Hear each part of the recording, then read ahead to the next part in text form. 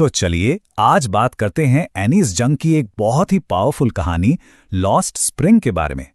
ये उन बच्चों की कहानी है, उन अनगिनत बचपन की जो गरीबी और मुश्किल हालात के बोझ तले कहीं खो जाते हैं। कहते हैं ना, कुछ कहानियां सिर्फ सुनी नहीं जाती बल्कि महसूस की जाती हैं। और यकीन मानिए ये कहानी बिल्कुल वैसी ही है। ये हमें उन जिंदगियों के बहुत करीब ले जाएगी जिन्हें हम अक्सर अपनी आंखों के सामने होते हुए भी अनदेखा कर देते हैं। आज की हमारी चर्चा में हम पहले समझेंगे कि चोरी हुए बचपन का आखिर मतलब क्या है। फिर हम मिलेंगे साहिब और मुकेश से, उनकी दुनिया में चलेंगे और फिर देखेंगे उस कभी न टूटने वाले चक्र को जिसमें वो फंसे हैं, और आखिर में टटोलेंगे उम्मीद की उस आखिरी किरण को। तो शुरू करते हैं। सबसे पहले समझते हैं उस दुनिया को, उस हकीकत को जहां हमारे दोनों किरदारों के सपने हर रोज असलियत की दीवार से टकराते हैं। यहां हमारी मुलाकात होती है दो लड़कों से, साहिब और मुकेश। इन दोनों का बचपन गरीबी और परंपरा की कठोर सच्चाइयों के बीच कहीं गुम हो गया है। वो उम्र जिसमें खेलना कूदना चाहिए, उस उम्र में ये जिंदगी की सबसे बड़ी लड़ाइयां लड़ रहे हैं। चलिए अब हम अपनी पहली कहानी की तरफ बढ़ते हैं। ये कहानी है साहिब की, एक ऐसा लड़का जो हमें कचरे के ढेर से अपनी दुनिया दिखाता है। साहिब की दुनिया है दिल्ली का सीमापुरी इलाका। ये दिल्ली के किनारे बसी एक ऐसी जगह है जहां 10,000 से भी ज्यादा कचरा बीनने वाले लोग रहते हैं। ये वो परिवार हैं जो 1971 में बांग्लादेश से आए थे। हालात ऐसे हैं कि मिट्टी के घर हैं, टिन की छतें हैं, ना कोई सीवेज है, ना पानी की निकासी और ना ही पीने का साफ पानी। इनकी पहचान के लिए सिर्फ एक राशन कार्ड है जिससे वोट डाल सकते हैं और थोड़ा बहुत अनाज खरीद सकते हैं। और यहां एक बहुत दिलचस्प बात सामने आती है कि कचरे का मतलब सबके लिए एक जैसा नहीं है। बच्चों के लिए ये कूड़े का ढेर जानते हैं क्या है? एक जादू का पिटारा, एक उम्मीद कि शायद आज 1 रुपए का सिक्का मिल जाए या फिर 10 का नोट। लेकिन वहीं बड़ों के लिए, उनके लिए सिर्फ जिंदा रहने का जरिया है, उनकी रोजी रोटी, उनके सिर पर छत का इंतजाम। उस लड़के का पूरा नाम है साहिब आलम। और आयरनी देखिए, इस नाम का मतलब है पूरी कायनात का मालिक। एक तरफ इतना बड़ा, इतना शानदार नाम, और दूसरी तरफ नंगे पैर कचरा बीनती हुई जिंदगी। ऐसा लगता है मानो हकीकत उसके नाम का मजाक उड़ा रही हो। कहानी में आगे चलकर साहिब को एक चाय की दुकान पर नौकरी मिल जाती है।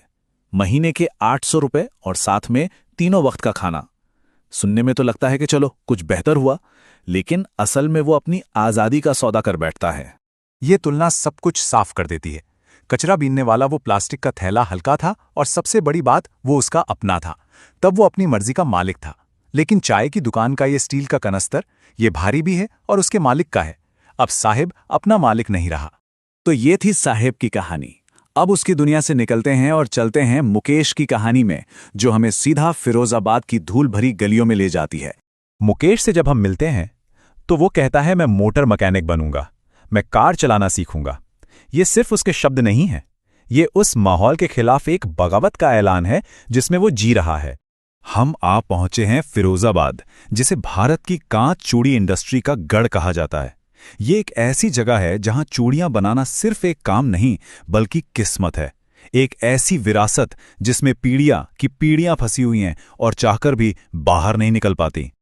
और जरा इस आंकड़े पर गौर कीजिए, ये आपको चौंका देगा।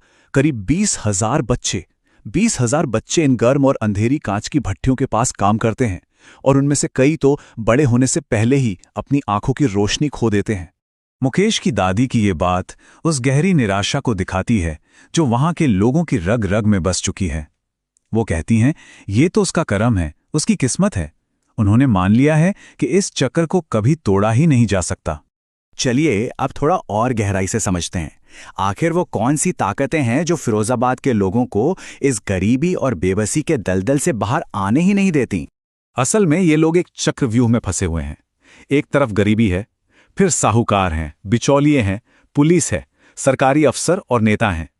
ये सब मिलकर एक ऐसा जाल बुन देते हैं कि उससे निकलना नामुमकिन हो जाता है।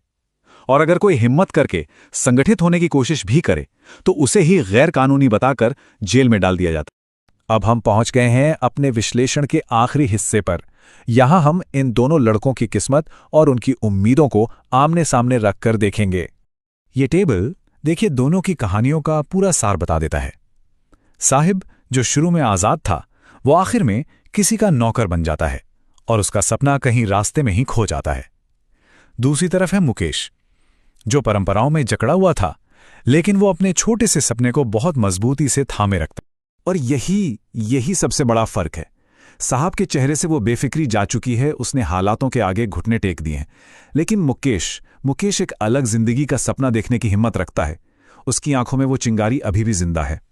हाँ, ये सच है कि उसका सपना फिरोजाबाद की उन्हीं धूल भरी सड़कों पर दौड़ती कारों तक ही है।